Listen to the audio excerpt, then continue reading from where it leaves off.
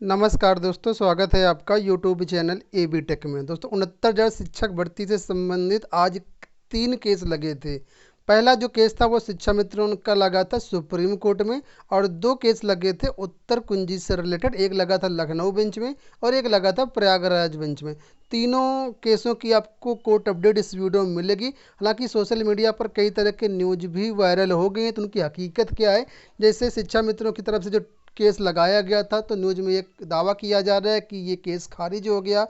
बहुत से लोग कह रहे हैं स्टे लग गया। तो पूरी हकीकत क्या है इस वीडियो में आपको बताएंगे। चलिए शुरुआत करते हैं आज के वीडियो की। जैसे यहाँ पर आप लोग देख पा रहे होंगे, R9 टीवी पर आ चुका है ये कि इलाहाबाद हाई कोर्ट के फैसले के खिलाफ सुप्रीम कोर्ट पहुंचे थे शिक्षा मित्र। शिक्षा मित्रों की याचिका सुप्रीम कोर्ट से खारिज, ये न्यूज आई थी। तो इस न्यूज की हकीकत क्या है वो बताते हैं। तो शिक्षा मित्रों की तरफ से कई सारे केस आज सुप्रीम कोर्ट में लगे थे। तो एक केस था जो कि रामशरण मौर्य का था। उस केस को जज साहब ने खारिज कर दिया था। ये उस केस की न्यूज है, ठीक है। बाकी और कई केस लगे थे, जैसे रिजवान अंसारी के नाम से लगा था, और कई केस थे। उन केसों पर आज बहुत अच्छी बहस हुई 69,000 शिक्षक भर्ती कटाव मामले में। तो दोस्तों केस लगभग सुप्रीम कोर्ट में 11:30 बजे के आसपास शुरू हुआ और लगभग 3 घंटे केस चला। काफ़ी उठा पटक हुई वहाँ पर, चाहे वो बीएड का मामला हो या 7 जनवरी का जियो का मामला हो या अन्य कोई मामलों, काफ़ी सारे मामलों पर आज बहस हुई। और अंत में कंक्लूजन ये निकला है कि दोस्तों सुप्रीम कोर्ट में जो केस लगा था उस केस को एक नई डेट दी गई, 14 जुलाई। आप लोग जानते हैं आज 21 मई है, 14 जुलाई को अगली डेट लगाई गई है, ठीक है। और भर्ती में किसी भी प्रकार का कोई भी स्टे नहीं है। लेकिन वहीं पर शिक्षा मित्रों के लिए जस्टिस ने, सुप्रीम कोर्ट ने राज्य सरकार से जवाब मांगा है।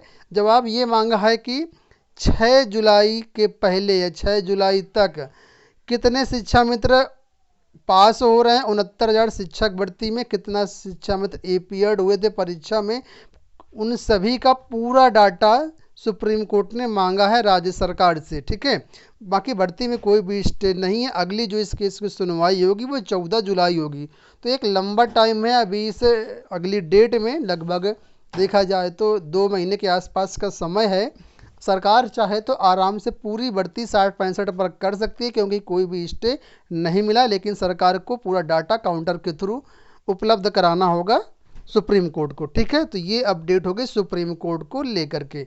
अब बात करते हैं उत्तर कुंजी को लेकर के जो केस लगे थे। तो सबसे पहले बात करते हैं लखनऊ बेंच में जो केस लगा था उसकी अपडेट। तो दोस्तों लखनऊ बेंच में ये केस लगा था जिसका नंबर है 8063। पिटिशनर थी Amita Tripathi and others. Court number 17 में केस लगा था, ऑनरेबल जज साहब मनीष माथुर जी की बेंच में, ठीक है।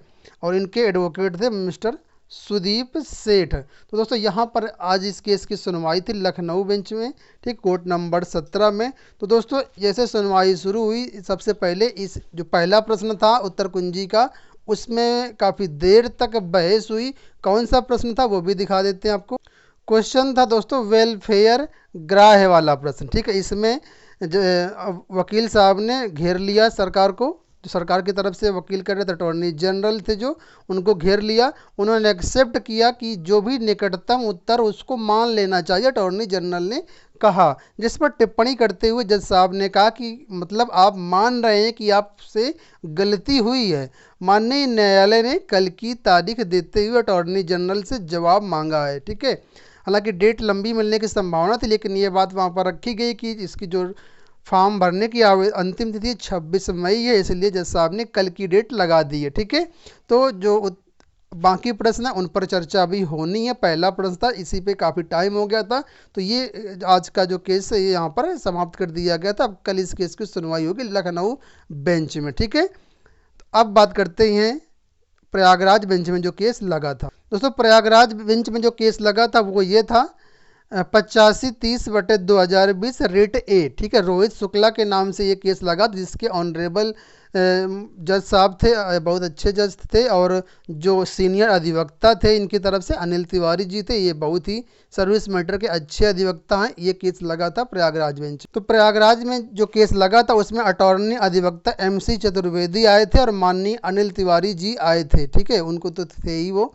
और अपना सारा महत्वपूर्ण पक्ष रखा एवं अंतरिम आदेश तक नियुक्ति प्रक्रिया में रोक की मांग की गई। प्रयागराज बेंच में स्टे की मांग की गई थी जिससे किसी का हित प्रभावित ना हो, लेकिन सरकार ने और एक्सेप्ट किया कि रोक न लगाई जाए। और जो जज साहब थे उन्होंने इस पर रोक तो नहीं लगाई, लेकिन सरकार से 1 हफ्ते में सभी प्रश्नों का जवाब देने के लिए कहा है और काउंटर देने के लिए भी कहा है कि 1 हफ्ते में अपना काउंटर दीजिए।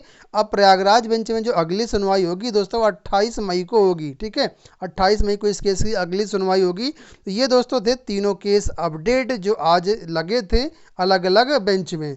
आशा करते हैं दोस्तों वीडियो पसंद आया होगा। वीडियो पसंद आया तो वीडियो को लाइक और शेयर कर दीजिएगा। पूरा वीडियो देखने के लिए बहुत बहुत धन्यवाद।